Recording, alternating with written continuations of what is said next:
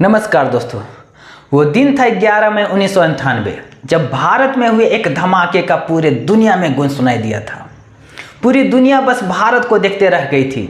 जहां अमेरिका 3 वर्षों से एक बाज के जैसा कड़ी नज़र भारत पर लगाए हुए था, वहीं पर भारत अपने इरादे, अपने हौसले को कमज़ोर नहीं होने दिया था।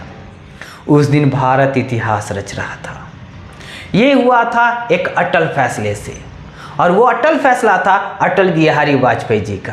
वो क्या था फैसला, उन्होंने ऐसा क्या फैसला सुनाया था, तो आज का सेशन में जानेंगे। आज का सेशन बहुत ही खास, बहुत ही इंटरेस्टिंग होने वाला है। आप इस वीडियो को पूरा कंप्लीट देखिए, जिसमें आप जानिएगा ऑपरेशन शक्ति के बारे में। अब आपके मन में आ रहा होगा कि आखिर ये ऑपरेशन शक्ति क्या है, तो आपको बता दो, जो भारत के पास परमाणु बम है, एटम बम है, उसका परीक्षण किया गया था। जो परीक्षण किया गया था बहुत ही मुश्किल और बहुत ही उसका कहानी इंटरेस्टिंग है। तो उस ऑपरेशन का नाम दिया गया था ऑपरेशन शक्ति, जिसके बारे में आज हम लोग बात करने वाले हैं। तो आज का सेशन बहुत ही खास होने वाला है, बहुत ही इंटरेस्टिंग होने वाला है। आप इस सेशन को पूरा कंप्लीट जरूर देखिएगा, जिससे आपको बहुत कुछ नया जानने को मिलेगा, बहुत ही कुछ नया सीखने को मिलेगा। ऐसी देश दुनिया के तमाम खबरों के लिए आप इस चैनल पर सब्सक्राइब कीजिए, साथ ही साथ बेल आइकन को भी जरूर क्लिक कीजिए, जिससे आने वाले वीडियो सबसे पहले आप तक पहुंच सके। तो चलिए शुरू करते और जानते हैं कि भारत के द्वारा वो परमाणु परीक्षण कैसे किया गया था, इसके बीच में कौन कौन सी बाधाएं आई थी, अमेरिका हाथ धो के पीछे क्यों पड़ गया था, सभी चीज के बारे में जानेंगे इस सेशन में। तो चलिए शुरू करते हैं आज का सेशन, जिसका नाम है ऑपरेशन शक्ति, जिसका सफल परीक्षण के बाद भारत पूरी दुनिया में अमेरिका, ब्रिटेन, फ्रांस, रशिया और चाइना जैसे परमाणु अस्त्रों से संपन्न देशों में शामिल हो गया था। परंतु यह आसान नहीं था। 1974 में जब ऑपरेशन स्माइलिंग बुद्धा किया गया था, जो कि परमाणु परीक्षण का नींव रखा गया था। अगर आप ऑपरेशन स्माइलिंग बुद्धा के बारे में भी जानना चाहते हैं, जिसका बहुत ही इंटरेस्टिंग, बहुत ही रोचक कहानी है, इसमें तो रॉ ने पूरी जी जान लगा दिया था और इस ऑपरेशन को सक्सेसफुल बनाया था। इसका भी बहुत ही इंटरेस्टिंग कहानी। अगर आप इसके बारे में जानना चाहते हैं तो कमेंट बॉक्स में जरूर कमेंट कीजिएगा, और साथ ही साथ ये भी बताइएगा कि आज का सेशन आपको कैसा लग रहा है, इसके बारे में भी कमेंट बॉक्स में जरूर कमेंट कीजिएगा। तो चलिए जानते हैं ऑपरेशन शक्ति के बारे में। 1995 में जब भारत परमाणु परीक्षण करने का पूरी तैयारी कर चुका था, परंतु अमेरिकी सैटेलाइट और खुफिया एजेंसी ने भारत के सभी किए धरे पर पानी फेर दिया था। इसके बाद भारत ने अंतर्राष्ट्रीय दबाव में आकर के परमाणु परीक्षण की ओर अपने बड़े कदम को वापस खींच लिए थे। उस वक्त देश की सत्ता में बदलाव का दौर था। साल 1996 में देश की गद्दी पर पहली बार अटल बिहारी वाजपेयी प्रधानमंत्री बने थे, लेकिन बहुमत के अभाव के कारण उनकी सरकार सिर्फ 13 दिन ही चल सकी। कहा तो ये भी जाता है कि उन्होंने अपने सिर्फ 13 दिन के कार्यकाल में बतौर प्रधानमंत्री सिर्फ इकलौता फैसला लिया था, और वो फैसला था परमाणु कार्यक्रम को फिर से शुरू करने का। लेकिन सरकार अल्पमत में आ जाने के कारण ये फैसला नहीं ले पाते हैं, और इस्तीफे के समय का वो भाषण, अटल बिहारी वाजपेयी जी का वो भाषण तो आपने जरूर सुना होगा। अगर आपने नहीं सुना है तो एक बार आप जरूर सुन लीजिए। और आपको विश्वास दिलाते हैं कि जो कार्य हमने अपने हाथ में लिया है, वो जब तक राष्ट्रीय उद्देश्य पूरा नहीं कर लेंगे, तब तक विश्राम से नहीं बैठेंगे, तब तक आराम से नहीं बैठेंगे। अध्यक्ष महोदय, मैं अपना त्याग पत्र राष्ट्रपति महोदय को देने जा रहा हूं।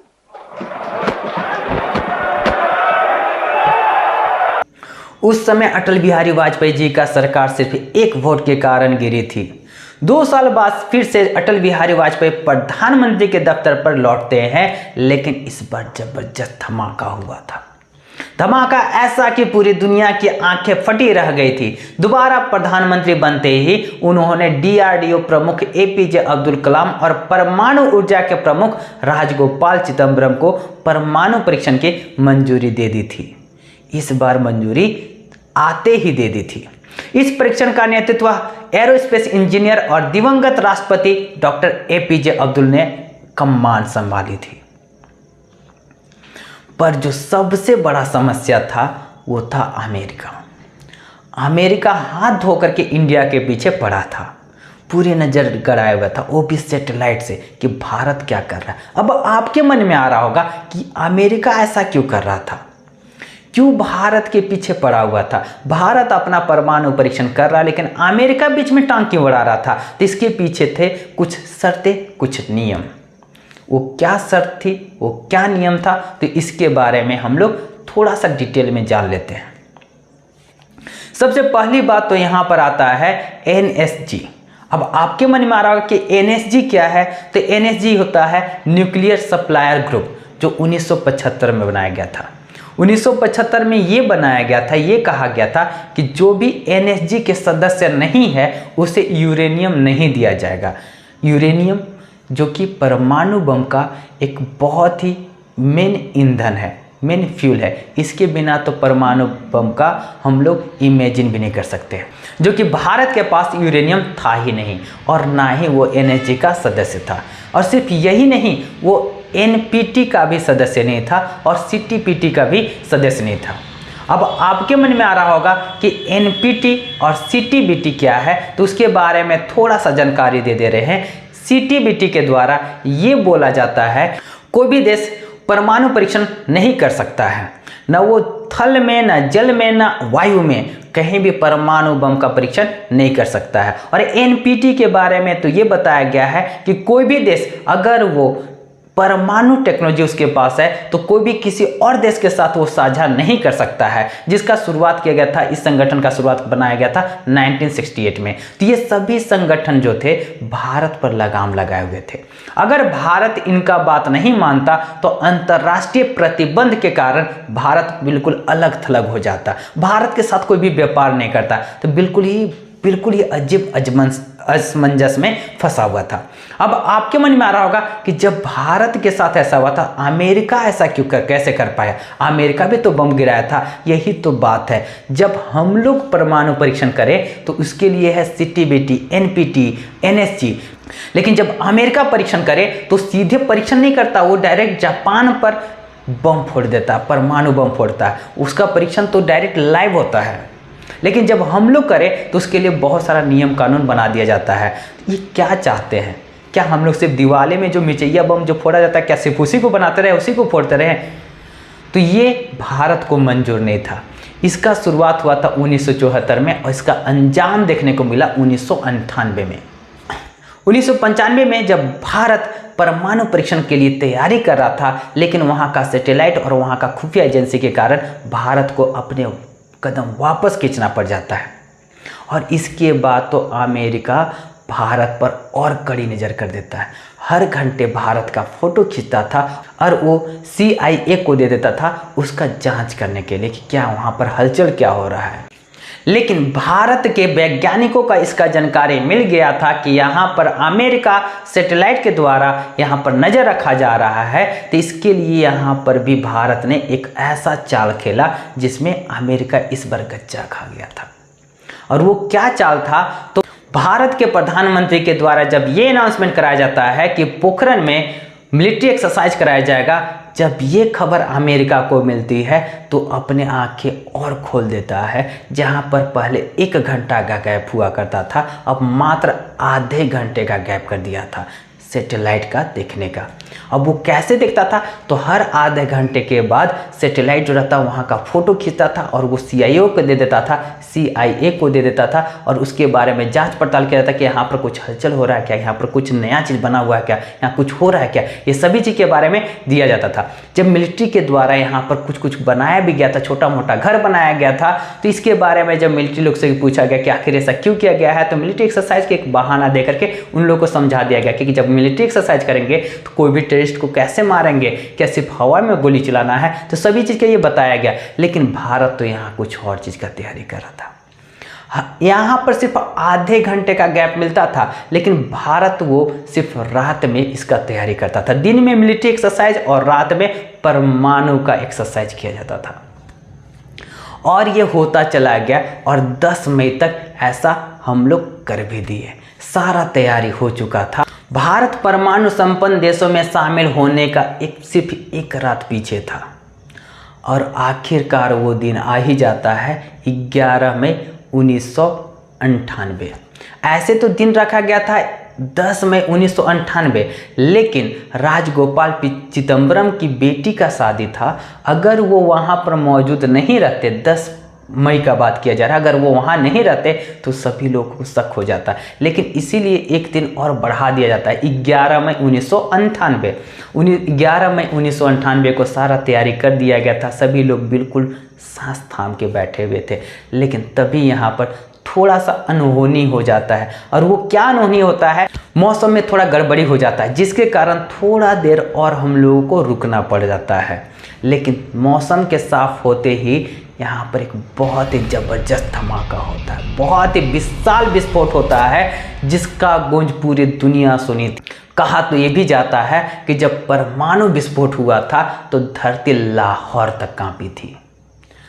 जो अमेरिका के द्वारा नागासाकी और हिरोशिमा पर जो परमाणु बम गिराया गया था, उससे भी 4 गुना ज़्यादा बहुत ही शक्तिशाली परमाणु विस्फोट हुआ था। कहाँ पर? भारत के द्वारा किया गया था, और ये बहुत ही सफल परीक्षण रहा था। और इसके बाद सिर्फ एक विस्फोट नहीं हुआ, इसके बाद 2 और विस्फोट हुए, जिसके बाद तो यहाँ पर तहलका मचा दिया था। भारत एक परमाणु संपन्न देशों में शामिल हो चुका था, भारत का खुशी का ठिकाना नहीं था। लेकिन अमेरिका जो पिछले 3 वर्षों से भारत पर कड़ी नज़र लगाए हुए था, वो तो बिल्कुल सन्न हो चुका था कि आखिर ये कैसे हो चुका, आखिर ये कब हो चुका, कैसे लोग तैयारी किए, वो तो बिल्कुल सन्न रह चुका था। उन्होंने भी अपनी गलती स्वीकारी थी कि हाँ, हमसे बहुत ही बड़ा गलती हुआ कि हम लोग ये पता नहीं कर पाए कि यहाँ पर कुछ ऐसा भी होने वाला है। आप खुद ये स्टेटमेंट यहाँ पर सुन लीजिए। Just last week, India conducted a series of nuclear explosive tests, reminding us that technology is not always a force for good. लेकिन इसके बाद पूरी दुनिया में भारत का आलोचना किया जाता है। पूरी दुनिया में भारत का सिर्फ आलोचना ही नहीं, अंतर्राष्ट्रीय प्रतिबंध लगा दिया जाता है। कोई भी देश भारत के साथ व्यापार नहीं करना चाह रहे थे, और ये सभी चीज़ हुआ था वही जो नियम बताया गया था, NSG, NPT, CTBT, ये नियम को उल्लंघन करने के कारण ये सभी देश ऐसा सोचे थे। और ऐसा सिर्फ दूसरे देश ही नहीं, बल्कि देश के अपने देश के लोगों ने भी इस फैसले पर सवाल उठा दिए थे। लेकिन अटल बिहारी वाजपेयी ने अपने अंदाज में उन्हें जवाब दिया। क्या जवाब दिया, आप इसे भी एक बार सुन लीजिए। क्या आत्मरक्षा की तैयारी तभी होगी जब खतरा होगा? अगर तैयारी पहले से हो तो जो खतरा अगर आने वाला है, तो खतरा भी दूर हो जाएगा। लेकिन ये कहानी यहीं पर समाप्त नहीं होता है। जो 11 मई को 3 धमाका हुआ था, एक दिन गैप करने के बाद 13 मई को 2 और धमाके होते हैं, वो भी परमाणु बम का परीक्षण का। भारत को 5 परीक्षण करना था, 3 धमाका जो हुआ था 11 मई को, इतना प्रतिबंध लगने के बावजूद भी 13 मई को 2 और धमाका किया जाता है। भारत ने भी सोचा कि जब प्रतिबंध लग ही गया है तो अब उससे पीछे हटने का क्या जरूरत, अब यहाँ पर 2 और धमाका किया जाता है, और इस प्रकार से भारत ने परमाणु का एक सफल परीक्षण किया था। तो ये था ऑपरेशन शक्ति। इस प्रकार हमें परमाणु हथियार मिला, और पूरी दुनिया इतने प्रतिबंध के बावजूद सफल परीक्षण करके इतिहास रच दिया था। आशा करते हैं आज का सेशन आपको अच्छा लगा होगा, आपको कुछ नया सीखने को मिला होगा। आप इस सेशन को जरूर लाइक कीजिएगा, साथ ही साथ अपने दोस्तों के साथ शेयर कीजिएगा, और अगर आपने अभी तक इस चैनल को सब्सक्राइब नहीं किया तो सबसे पहले सब्सक्राइब कीजिए, और साथ ही साथ बेल आइकन को जरूर दबाइए, जिससे आने वाला वीडियो सबसे पहले आप तक पहुंच सके। तो चलिए मिलते हैं अगले वीडियो में, तब तक के लिए बाय बाय।